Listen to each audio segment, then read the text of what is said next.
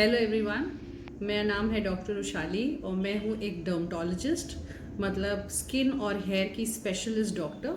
और आज मैं आपके साथ कुछ शेयर करना चाहती हूँ।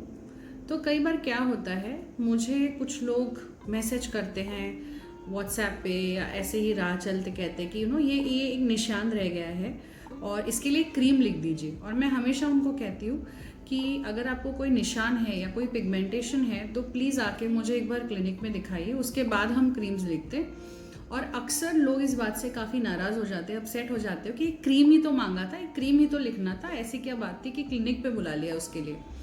तो आज मैं आपको बताऊंगी कि मैं ऐसा क्यों करती हूँ। मैं आज कुछ क्लिनिकल कंडीशंस आपको बताऊंगी जिसमें पिगमेंटेशन या निशान रह जाता है और कैसे उन सब का इलाज जो है वो अलग अलग होता है।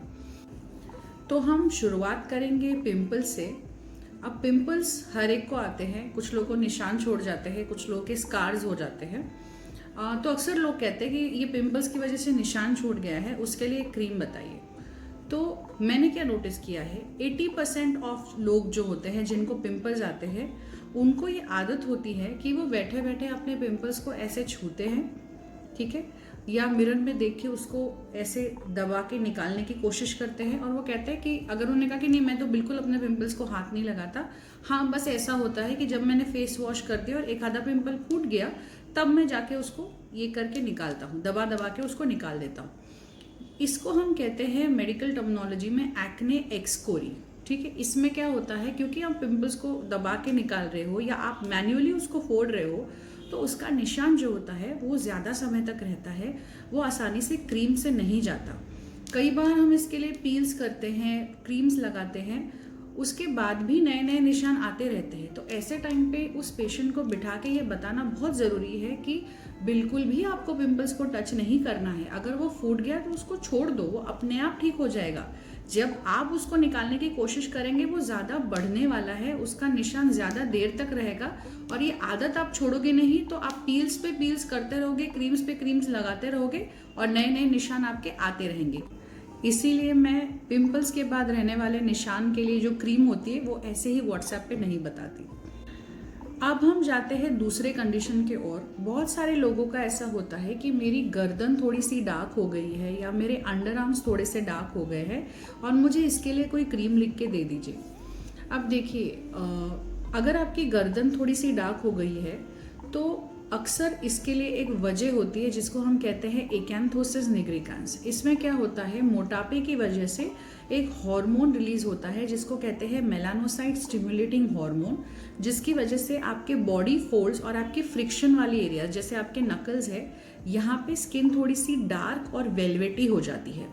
अब आप बताइए, ऐसे सिचुएशन में बजाय उनको बताए कि आपको ये हार्मोनल प्रॉब्लम है, आपको वेट लॉस करना है, आपको आपका लिपिड प्रोफाइल चेक कराना पड़ेगा, कुछ इन्वेस्टिगेशंस कराने पड़ेंगे, अगर मैं सिर्फ एक क्रीम लिख के दूँ तो ये सही नहीं होगा on my part as a dermatologist.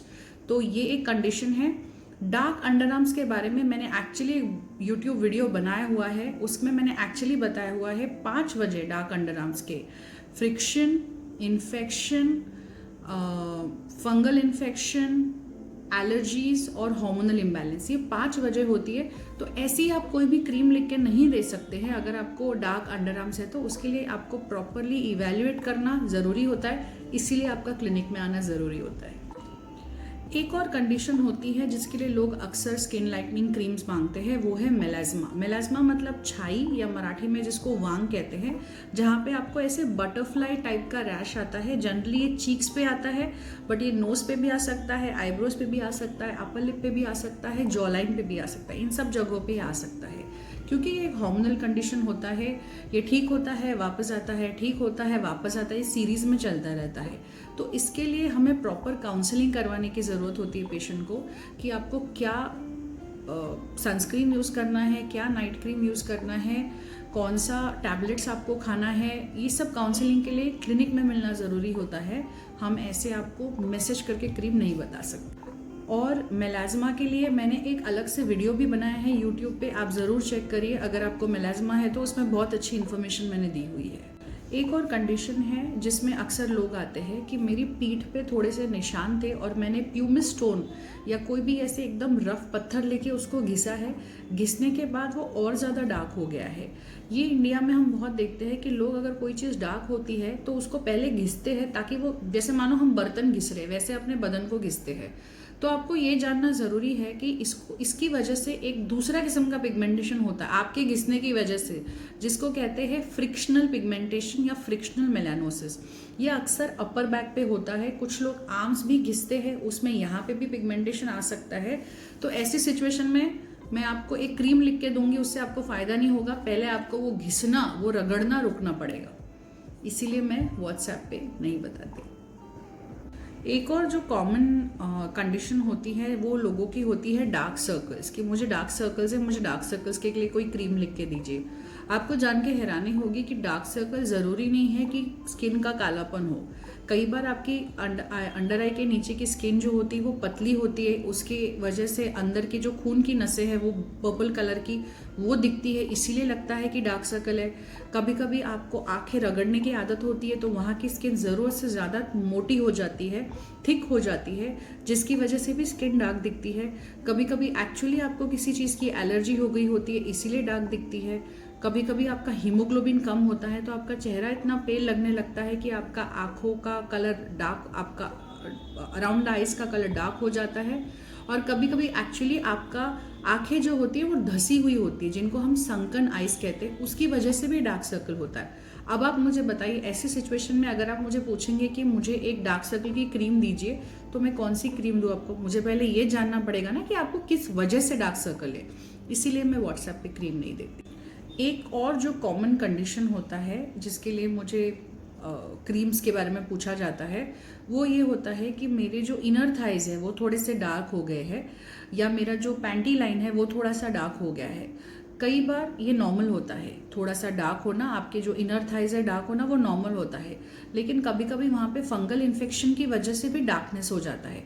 तो अगर फंगल इन्फेक्शन हुआ है तो उसका प्रॉपरली इलाज करना ज़रूरी है, ऊपर से क्रीम लगा के ये नहीं ठीक होने वाला है।